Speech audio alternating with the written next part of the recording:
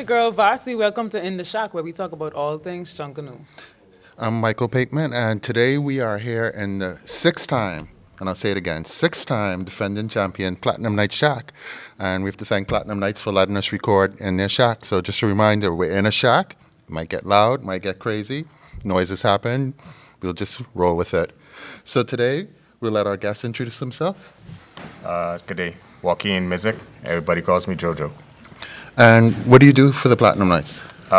In the group, I am the co-section leader for the rhythm section, Tum Tum. Okay.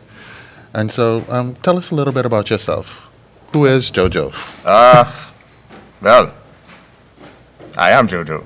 JoJo is an individual who quiet but is, I guess you could say, sane.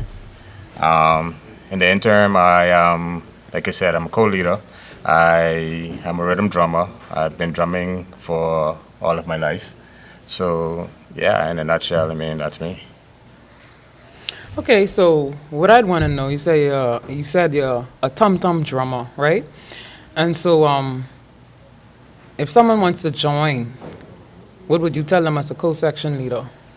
Well, I mean, we welcome all to join. Of course, you don't have to have the best talent to be a drummer because everybody started off not knowing exactly the right notes, not how to actually combine yourself with or coexist with another drummer. So once you come, we can teach you. It's pretty much it's a family environment, so therefore we welcome all, like I said. And if you don't have the skills that necessarily can propel you to be the best, we can work along with you.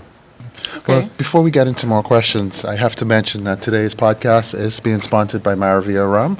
And at the end of this podcast, we have a little tradition where we take a shot and we do a toast. And as our guests, you're going to have to lead that toast. But also, we're drinking Sans products here, and today we're drinking 66 Steps. So thanks, Sans. So tell us a little bit about how did you get into tum-tum drumming? Well, the story that was told to me was that I was given my first initial drum by my tutor, mentor, who is now deceased, Mr. Charles Michael Wright.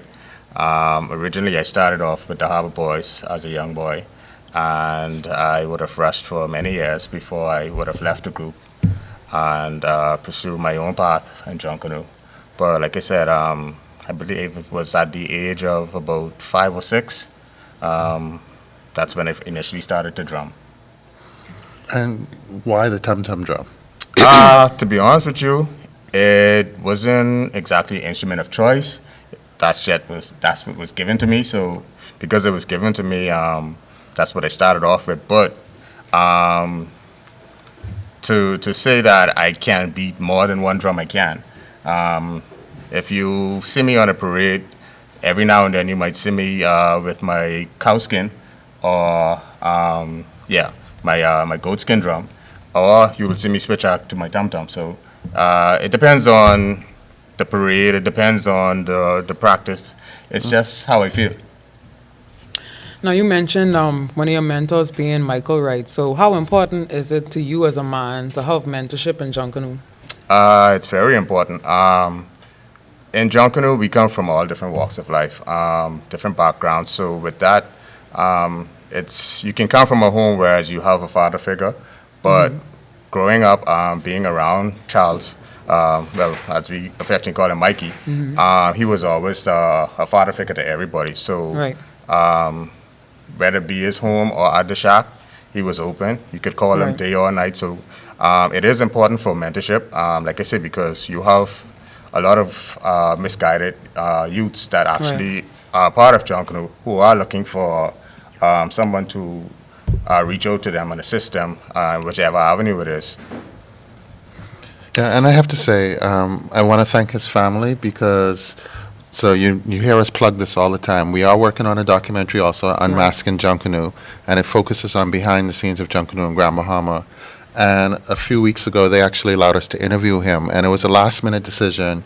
And I'm so glad they allowed us to do it because, unfortunately, he recently passed away. So we have a really good interview with him, and we may at some point highlight some of it in this podcast, but he's Right. definitely going to be featured in the documentary.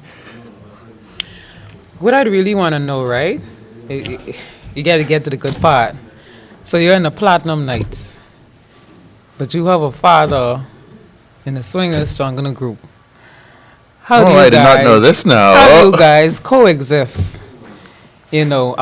Seeing that it's obviously rivalry between both of the groups. So explain to us and the listeners, you know what I mean? What does that look like?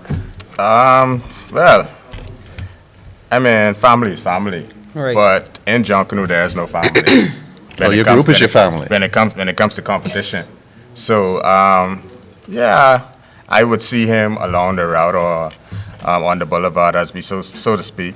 When I see him, I would hail him, but we ain't friends on the boulevard. Outside of that, we exist. We laugh. We laugh. We row. We throw jazz. But I would say this: since he's joined the Swingers, he hasn't beat me. So, yeah, he hasn't beat me as yet. So, I don't think that's going to be happening anytime soon. Hey, you hear So, that, Pops? Yeah. Oh, good. Oh, some jazz getting thrown. We may have to have his Listen. dad on the podcast one day to answer. So, all right, do you guys have a little bit of a friendly competition between each other going on? Well, recently, since I would call it the just give me my money rush, or so to speak, or the boatman rush. Yeah, we had some laughs, some words. Of course, one of my sisters would have a recording where he would have said, well, actually, the last rush that we did, I actually picked him up. So we rode down there together. And of course, after announcing the winner, which in the Swingers had won, I still had to drop him home. So you can imagine that car ride. So I know. this was the Russian 8 Mile Rock. Yes, this was the Russian 8 Mile Rock, yeah. So I'm sure there's now been a little bit of we're coming for you with this parade. I mean, one would think that's possible, but January 9th, we'll see. Yeah. So remember, parade route and parade time has changed this year. It's not New Year's. It's January 9th leading into the holiday. So if you're listening out there and you're planning on going to Junkanoo, just remember that. Because I told someone that yesterday and they had no idea. So Yeah. What I'd want to know, being in the back, right? You in the back line. What do you hear in the back?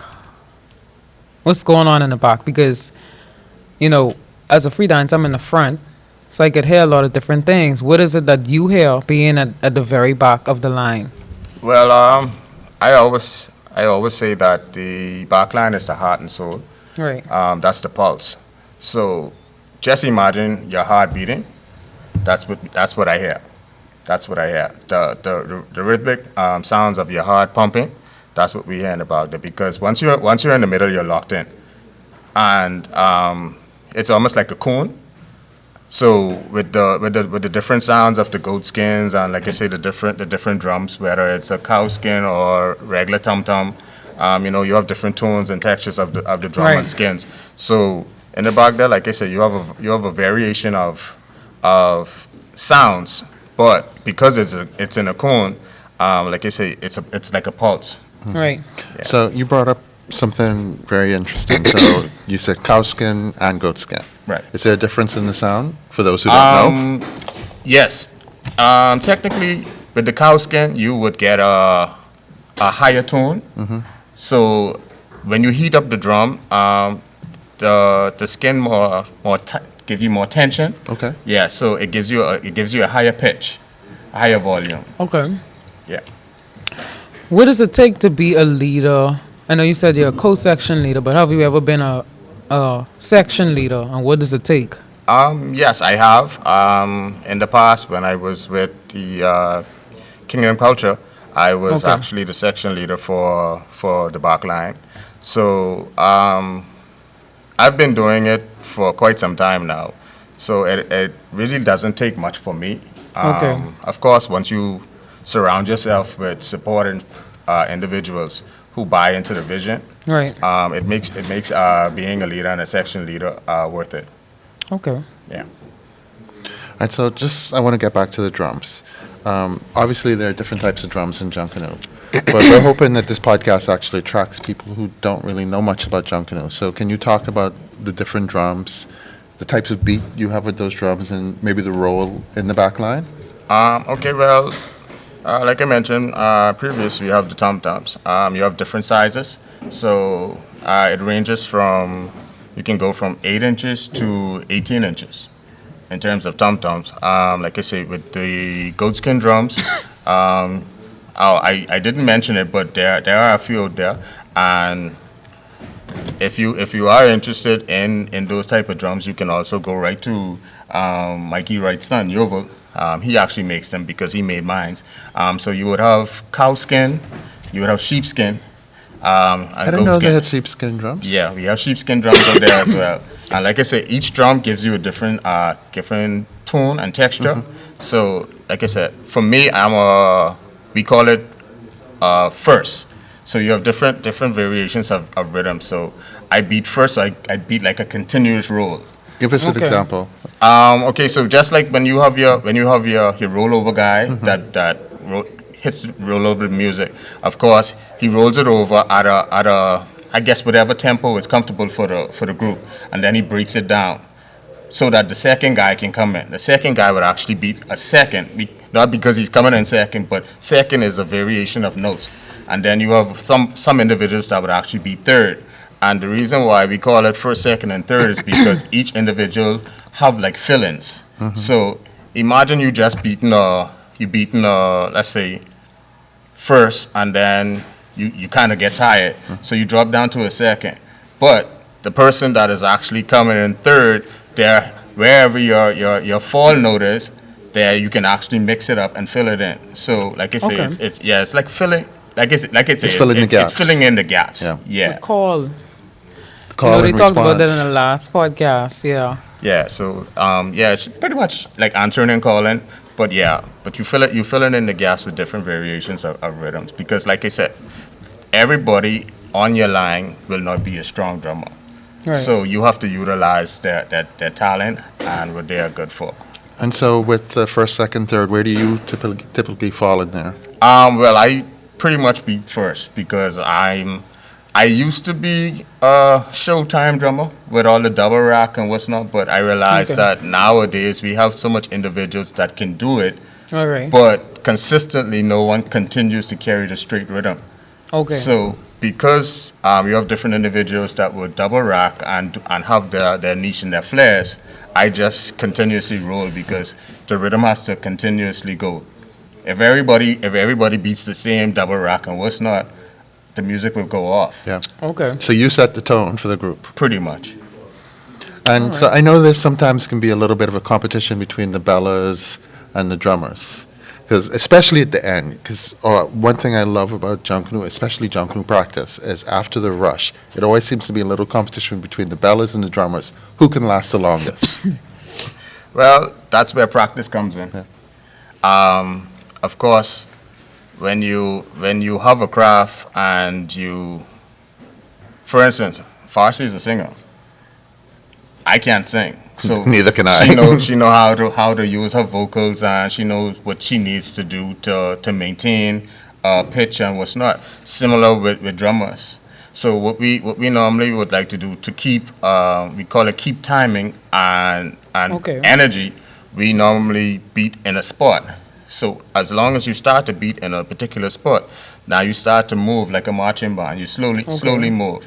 So now you're marking time, and you're keeping time with your steps, and you utilizing your energy, because now it's a total difference in terms of practice and a parade. Okay. Reason being is because on the practice you only have your drum, but on the parade you have costume and everything else, so that's added weight. Right. So decorations, feathers, and costume would make you more tired, because now in practice you have stamina, because okay, you can go Good from be side free. to side, more energy. Right. But with costuming and marking time, like I say, in terms of a competition, you get more tired. And of course, when you see those individuals cheering and PK or swing us, you get hype when the energy is, So now when you consume energy prior, you're getting more tired. So, yeah. In terms of the bellas, um,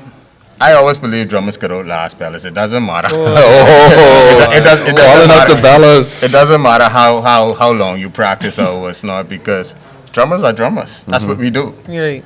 You know, Yeah. drummers are drummers. So that's what we do. Yeah. So earlier on, you talked about that you were told that you started off by Mikey Wright putting a drum in your hand. Right. What is your earliest memory of Junkanoo? Not what somebody told you, what you remember. My earliest memory, I can remember going to the Gombaya show at the Princess Hotel. Compile. Yeah, so the earliest memory that would have been, I think I probably was like in grade one, grade two. Yeah, this was back in the early 90s, 90, maybe 93, 94, somewhere around there. Jesus. So yeah, the Gombaya show would have been my, Said it was primary just school. born. Thank you for making me feel old. yeah, my Gombaya show would have been probably my earliest Okay. memory of actually beating a drum. Yeah. I mean, what do you remember most about the Gumbaya show? I've never heard of that before. Yeah. So, Oh, well, the Gombaya show was a culture show that the Princess Hotel would have put on for the guests. Okay. And incorporated fire dance, incorporated some native singing, and then to Yeah. close out the show, we would actually rush from the foyer onto the stage and then have the guests out and parade through the lobby. It's the native show. Pardon me? It's like a native show, Yeah, right? yeah. The Yellow Gumbaya Club show, or something? Gumbaya show was a native show. Like I said, Okay. I don't know if you remember King Barry, who used to be on the skates. He used to do the Yeah, limbo. yeah. Yeah, Barry was a part of it. I think there was a guy Okay. named Steve Colebrook, I think it was. Okay. So I guess before we go, I'd want to know. I know drummers, they have to use their hands, right?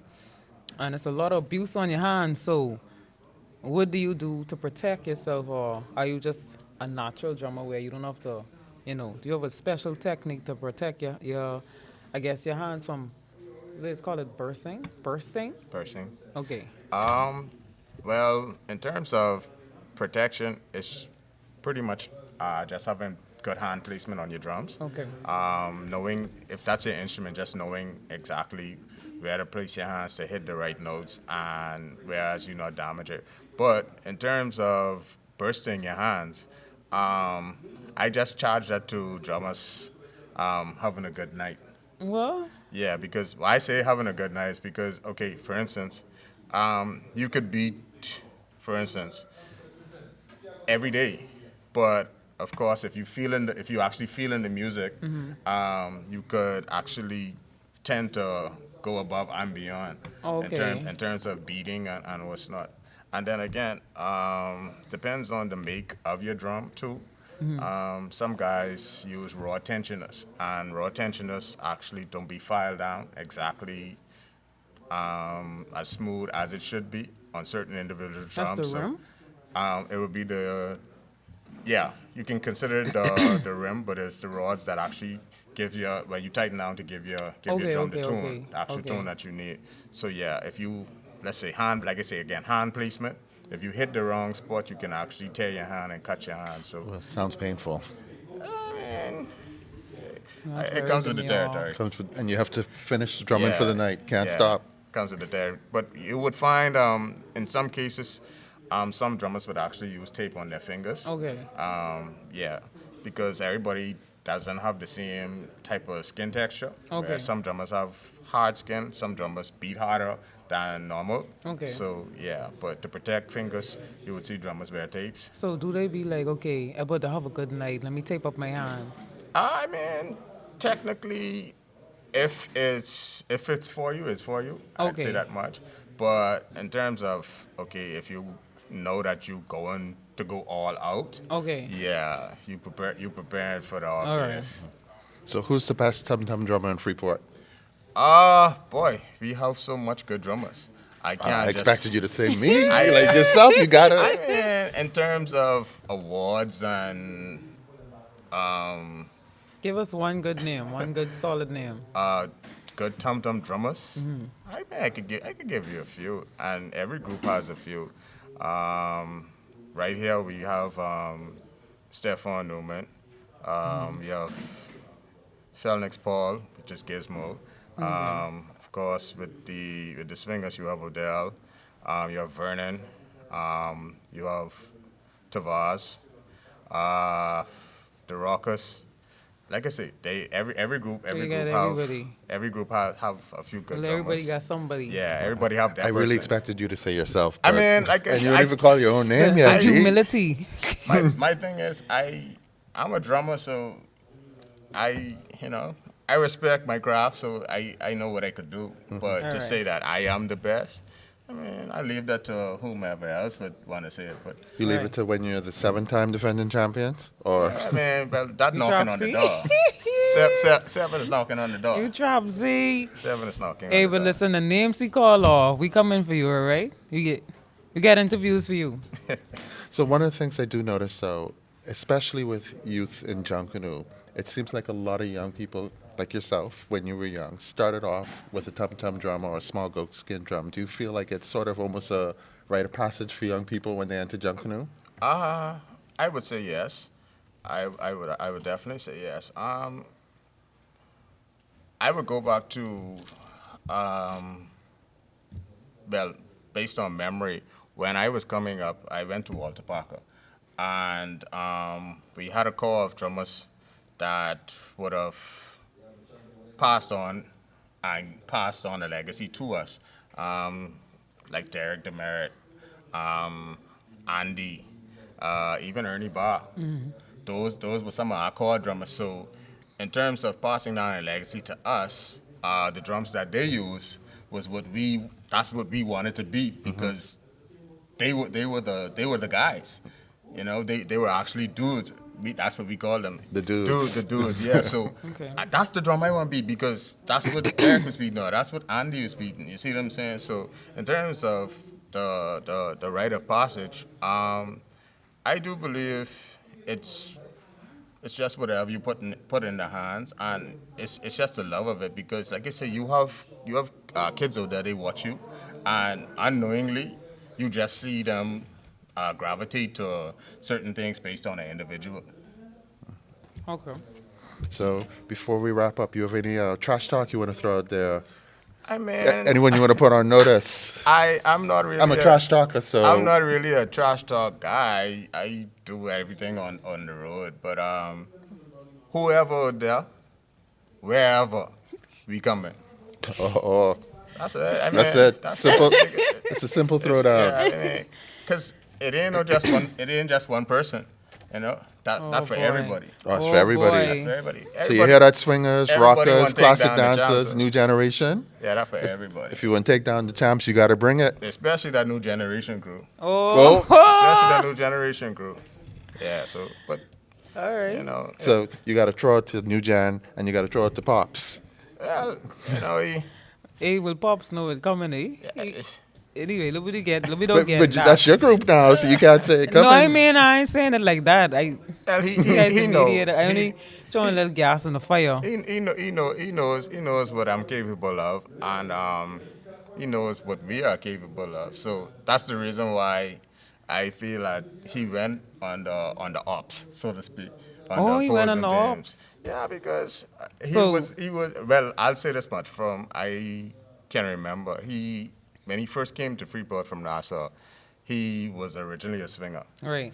and the, he separated himself and he went with Mikey Does with the Harbor Boys. Okay. So my first Junkanoo group would have been the Harbor Boys. Yeah, likewise. And Yeah, I've so- heard a lot of So you younger think guys the people ops say too, eh, they Jojo? started. You think guys the ops too, eh?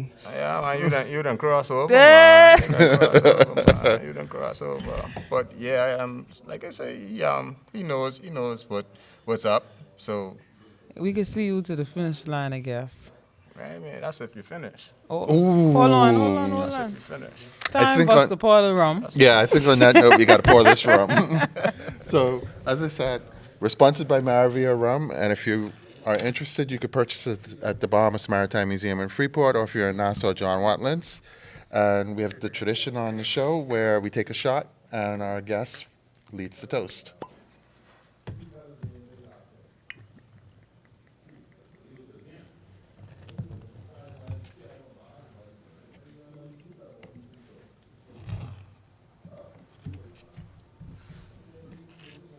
You're supposed to bring the apple juice, man. You messed me up last time. So, toast is all yours. Not one, not two, not three, not four, not five, six. 6-time champions. Soon to be 7? Knocking on the Question door. mark. 7 knocking on the door. But here's the successful parade, and I wish everybody well. Cheers. Yes.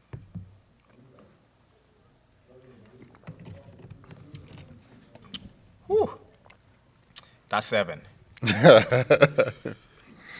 Well, we'd like to thank you for coming on in the shack today. And once again, we'd like to thank the Platinum Knights for letting us record in their shack, because the whole point of this is to come where the Junkanoo is and to do these recordings in the shack. Thank you, and thank you for the opportunity to sit and speak with you guys. Bye.